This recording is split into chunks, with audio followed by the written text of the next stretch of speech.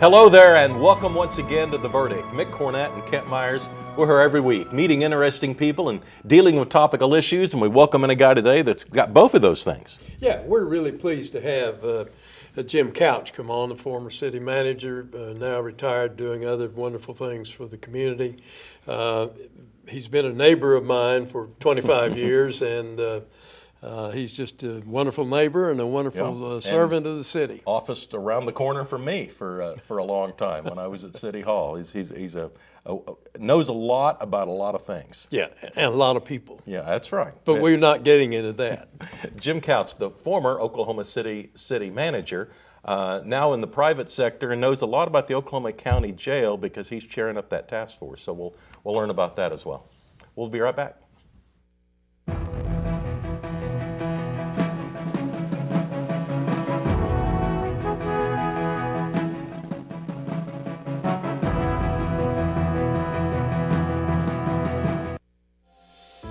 Right now, 6 feet can feel like a long ways away. But from 6 feet, we can still smile at each other. From our doorways and our stairways, from opposite sides of the street and opposite sides of the country. Through fear and frustrations, we can remind each other that we are still here for each other. Because we can still smile at each other. And we're not going anywhere. Military service ran in my blood, starting from my father, which joined the Navy, on the Chickasaw side, my uncle, which served in the United States Army. I'm Benjamin Espinosa, Chief Petty Officer, United States Navy, and I'm Chickasaw. I went to the Secretary of Defense's staff at the Pentagon in Washington, D.C., which ultimately led to becoming a combat support technician for Naval Special Warfare, specifically SEAL Team 10. I think to be proud and to love your tribe, to love being Chickasaw, you also have to love being American. You also have to love everything that America stands for. Equality, perseverance, professionalism, and power. I want my family to know that their father is a good person, but also feels that he has an obligation to the country and to love this nation. Anything worth having is worth dying for. The military and the country owes me nothing. I owe it everything. See more stories about the Chickasaw people at profilesofanation.com.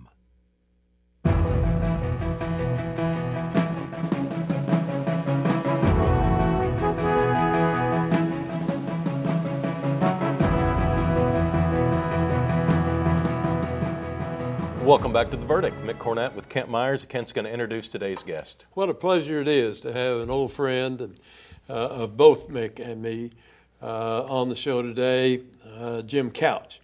Jim is a former Oklahoma City manager for a number of years. Prior to that, he was in charge of the water department at the city of Oklahoma City. And after his retirement, he has taken on another very difficult task, being the chairman of the Oklahoma County Criminal Justice Center, which is long name for the jail, Oklahoma County Jail. Jim is an engineer by trade. He went to school at the South Dakota School of Mines. He's a licensed professional engineer. He was city manager from 2000 to 2019. He's the longest serving city manager in Oklahoma City history. And since 2021, he's been involved with the Oklahoma County Jail. He's going to tell us what's going on at the jail and what needs to go on at the jail. Jim, welcome. Good to see you. Thank you. It's good to be here. Yeah. So you've been out of the City Hall for how long? About 3.5 years. 3.5 years. And how long after that did someone approach you about, you're very much aware of the jail situation. Few people know it better than you. Would you come in and take on this volunteer role? Yeah, 3 or 4 months. Okay. So they let you have a little catch your breath and maybe have a 2-week vacation. Right. And then, a cup of coffee, and then you're back on. Yeah. And so your thought process on accepting that role.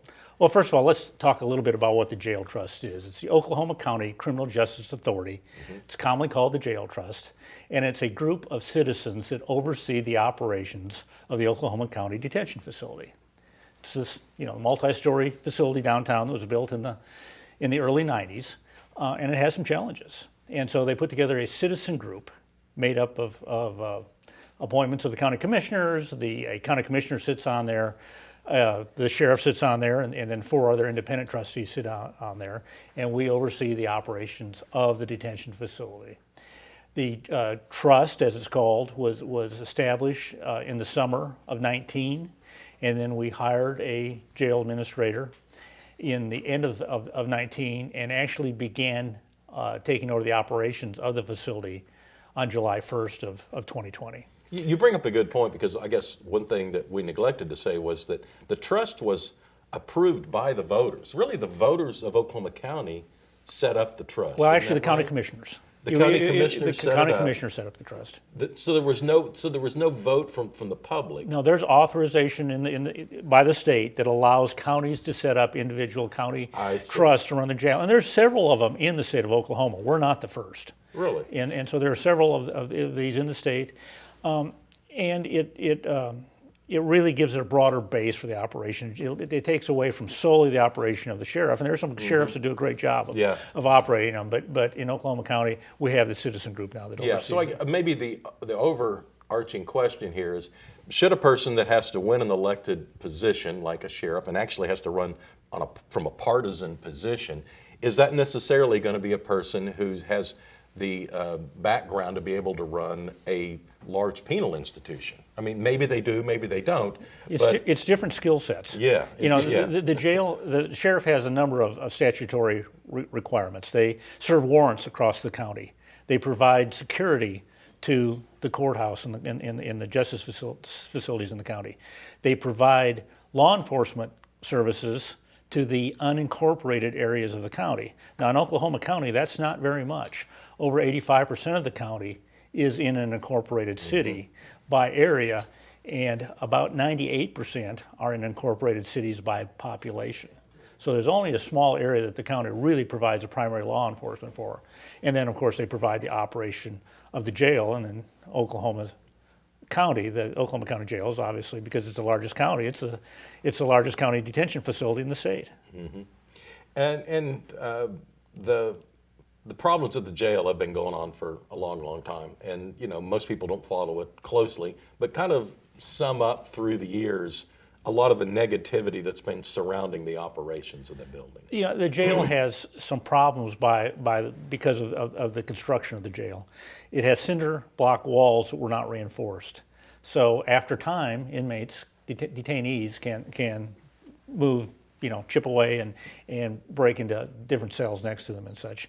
Early on, there were a number of escapes from the jail. There have not been many recently. I almost hate to say that, but that's on the decline. But the jail is multi-story, so we have to move everybody up and down we have to move meals, we have to move medications, we have to move our employees, we have to move hundreds of people every day over to the court system through the elevators, and there's a bottleneck there, and it's a very inefficient way to do things. We have problems with the walls of the jail. We have problems with sight lines in the pods. When you do your checks, it's really hard to see what's going on in the individual cells when our detention officers are doing the checks. It's things like it's got a drop ceiling, so every time if the Department of Health comes in and does an inspection and a ceiling tile is out of place, they write us up because we don't have all the ceiling tiles in. Well, you can imagine with 1,500 inmates in the facility, sometimes those ceiling tiles are not always in place. The glass that they put in is very easily scratched, and so we replace the glass, and they get some metal thing and they scratch it up, and next thing you know, we've got a violation because we've got scratched glass in the facility. So we do have some real challenges because of the facility itself. Well, as chairman of the trust and as also for the members of the trust, to whom do you report? Well, we report ultimately to the county commissioners. The county commissioners. We are a political subdivision. We're a Title 60 trust, which is what's authorized by Title 60 in the statutes of the state of Oklahoma, and we're established by the county commissioners, and so we are a political subdivision of the county. And you serve on a volunteer basis, I guess. Do serve on a volunteer basis, yes. Unpaid. Yeah. I can recall when the jail was built, and right before it was open, thinking, my goodness, that's a good-looking structure. from the outside. And from aesthetically, it still is not a bad-looking structure from the outside. From the outside, yeah. Thank goodness I've never been in there. But I also, by the way, didn't talk about that it has problems with the intakes. Facilities are poorly designed for the facility, and so that's a challenge. And there's not really adequate medical facilities in there, and so those are still more challenges of the actual building itself. were the challenges of the building evident before it was opened, evident shortly after it got opened, or did it take longer for the pipes starting to break and that sort of thing? At that time, there were some multi-story jails being constructed at that point in time. I'm not saying all the jails were, but there was a period of time where it wasn't uncommon to have some multi-story jails built, but there were issues that came forth. I think after it opened up a few years, they became very evident, although the escapes were happening shortly after it did open up. We hear about the overcrowding in the jail. Is that part of the problem, or has that largely been addressed? It has largely been addressed by a group called the Oklahoma County Criminal Justice Advisory Group, and they have done a number of things to cut the number of detainees that we have in the jail. At some point, 7-8 years ago, there were up to 2,700 detainees in the facility. Right now, it's right around 1,500, and it's been staying right about 1,500. Designed for how many? Well, it depends who you ask. It's actually authorized by the Department of Health for about 2,800. Oh. Although we think it's more of a practical number of about 1,500, 1,600, 1,700. We don't have any we used to have triple-celled prisoners. We don't have anymore. We now just have double-celled prisoners, so that's a step in the right direction. But what CJAC has done a lot of criminal justice reforms and tried to make the facility so it's no longer a debtor's prison. So if you're in there because you can't pay a fine, you're not going to be able to pay a fine by continuing to be in the jail. And so we've done a lot of that. And so we have minor offenders. The change in the marijuana laws has affected the number of folks we have. We have drug court now. We have a diversion hub. We've got a lot of nonprofit agencies that are focused on helping those that are in the criminal justice system. And it's really paying off. It's hard work. The other thing that we have an issue with is mental health, which is not unique to Oklahoma County. And we need additional facilities in the state of Oklahoma to address the mental health situation that we have. Let me jump in and get us to a break. We've talked about some of the operational improvements that could be fixed, but not all of them can be fixed without some significant capital coming forward to pay for some improvements. And that's what we're going to get to next, because the voters are going to have a chance to approve some continued improvements at the jail. That's coming up on The Verdict. We'll be right back.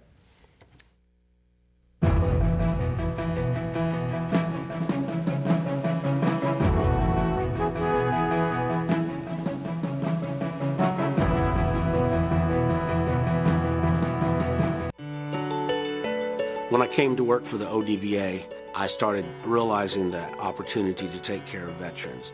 It's a powerful thing when you realize that you are taking care of people that made history. Working here is a calling. It's really, really important that they don't just come here to exist. We want to give them meaning to their lives. We try to make life happy and meaningful and fulfilled for our veterans. OU Law has a history and heritage that are unparalleled. At the University of Oklahoma College of Law, we empower our students to pursue the career of their dreams. We have the highest U.S. News ranking ever achieved by an Oklahoma law school. We are the first law school in the country to launch a college-wide digital initiative. And this year, our competition teams ranked #2 in the nation. OU Law, generations of excellence, limitless possibilities.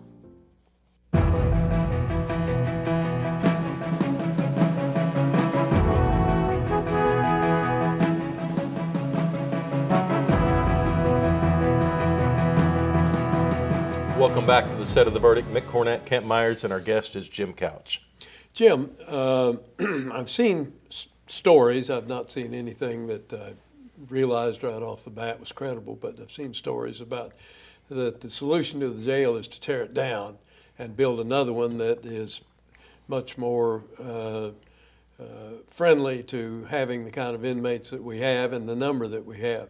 Can you comment on that? Right. I think that's the plan. A study was commissioned a couple of years ago to take a look at the present facility and what could we do with it, and can it be remodeled, and can it be repurposed, and what should be done. And it really came back and said it really does need to be replaced. It doesn't meet present standards that are out there today. And so that is the initiative that's out there. And the county has voted to put forth, the county commissioners have voted to put forth a general obligation, limited taxation bond issue on June 28th that could raise up to $250 million for a new jail. And we think that's probably the solution. Now, that will be several years off yet before that can be completed. The election would be obviously in June, but by the time the money is raised and the design's done and the site's found and such, it'd be several years out. But we really do believe that's the ultimate solution. And has a decision been made on the current building? Would it be demolished or would it be reused in some other manner? That decision hasn't been made. There's probably limited reuse for a jail. Mm-hmm. You probably. Are there other examples around the country of how they've redesigned a situation or confronted a situation like we're confronting? Well, I think you're seeing a lot of new jails around the country. I don't think you have to go much further than Norman to take a look at the new facility, or not. It's not new now, but it's a few years old. That's done in Cleveland County. It's a very, very nice facility. Is it one story? It is not. It's two-story. It's not the pod, but it's 5 or 6 or 7 stories. Or 13, yeah. So yes, and it has it's got recreational area and sunlight, and it's better designed, and it's more designed to have the detainees outside of their pods and into common areas and such, and they've got the ability to bring in, I think, more programs to their detainees, and it's a much better setup. Have you seen other cities or towns where they've had multi-story jails that have not worked out? I think there are inherent problems with multi-story buildings like we have here. The elevators are just a bottleneck, and it's really a problem with the amount of inmates that we're moving, the amount of medical supplies we're trying to provide, commissary needs. Just the food 3 times a day is significant.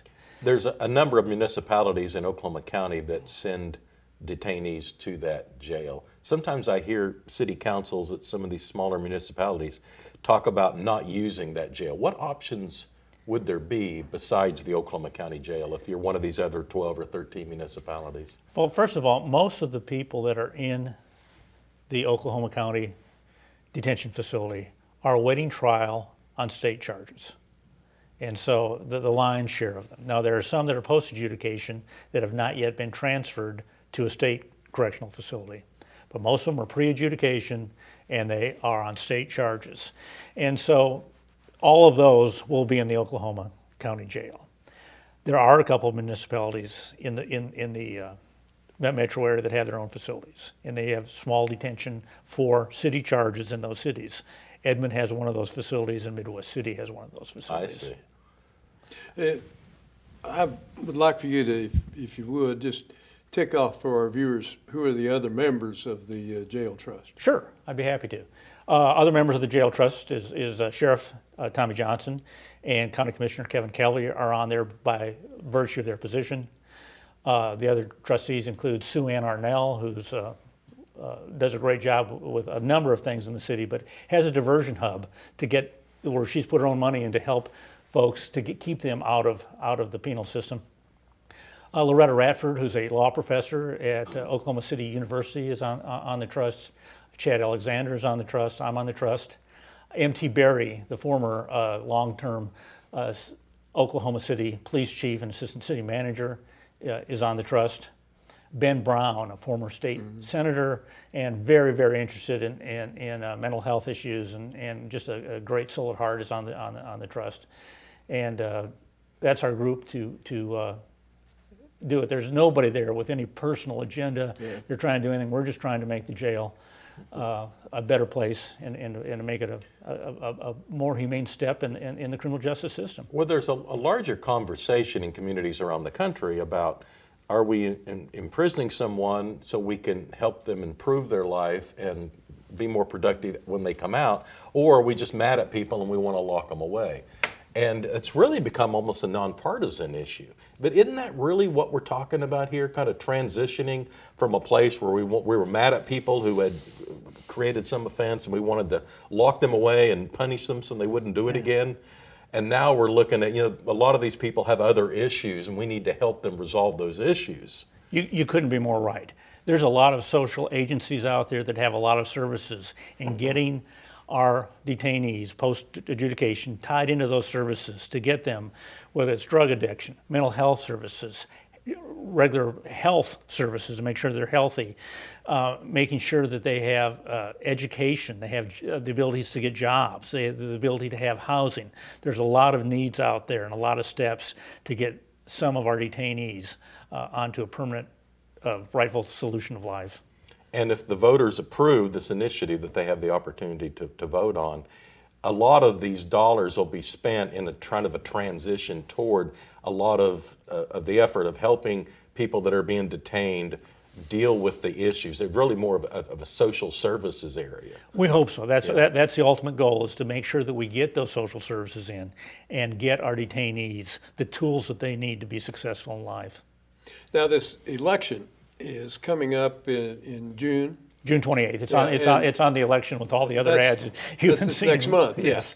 And you can view the proposition online, I suppose. Absolutely. To get the nuts and bolts about it if somebody's interested. That's absolutely correct. And are you planning on doing anything to promote the success or failure of that particular issue? There is a group that is a proponent for the initiative, and there will be a campaign starting relatively shortly. Let me ask you, much was made in the press, at least, of the commutation initiated by the governor, where it was apparently involved a lot of inmates. Did that commutation assist the jail at all in population control? Not particularly. Most of those were post-adjudication, and so those were in state penitentiaries. What has affected our population, why we're down from the 2,600, 2,700 down to the 1,500 that we are at presently, is the initiatives done by the local criminal justice groups that have changed some of our processes, some of our bonding processes, some of what we call cite and release. And so we cite folks and give them tickets instead of bringing them into jail on some of the lesser charges. And so that's those type of things, getting people into drug court and into treatment where needed. Those are all added to a lower number in the Oklahoma County Detention Facility. You know, I've seen polling through the years, and years ago I was told, the voters, they understand there's a problem, but they don't want to use their tax dollars to fix the problem for detainees. And it kind of seems like it feels different now. Is there any information out there that seems to imply that there's sentiment toward taxing the citizens of Oklahoma County to improve the situation? I think there is. I think there is truly a change in sentiment. That we realize that just locking people up is not the solution. Yeah. And that we've got to come a ways and rehabilitate people and make sure they have the tools, to be successful. And we don't have the question here in front of us, but a yes vote means you will pay for the improvements. Is that right? That's correct. Okay. You are for the general obligation. All right. So maybe that's what people ought to remember. All right, Jim, thanks for coming on. Thanks for having me. You bet. Good to see you again. Kent and I'll have a final word when we get back.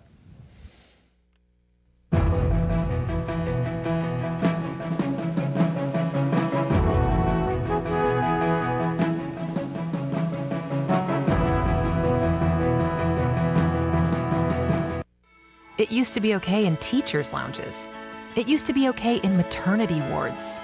It was okay in sporting arenas, college campuses, and office spaces. But now that we understand the deadly dangers of secondhand smoke, that's not okay anymore. So why is it okay that thousands of employees are exposed to it every day at work?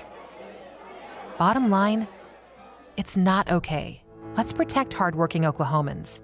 Join the fight at stopswithme.com. All children deserve a life of hope and love, but sometimes they experience a life of pain, neglect, and abuse. When that happens, each child deserves all the quality assistance and representation that can be offered in our legal system. For more information, call 23-CHILD. Oklahoma Lawyers for Children, helping to bring hope and love back to the lives of abused children. You will always be mom and dad to me. I think for us, once we got started and we began to see the tremendous need just within our state, it really was just a calling for us. The blessings far outweigh any obstacles that we've faced. You will always be mom and dad to me. The Journal-Record is pleased to be a sponsor of The Verdict. The Journal-Record, since 1903, the best source of Oklahoma business news and legal information.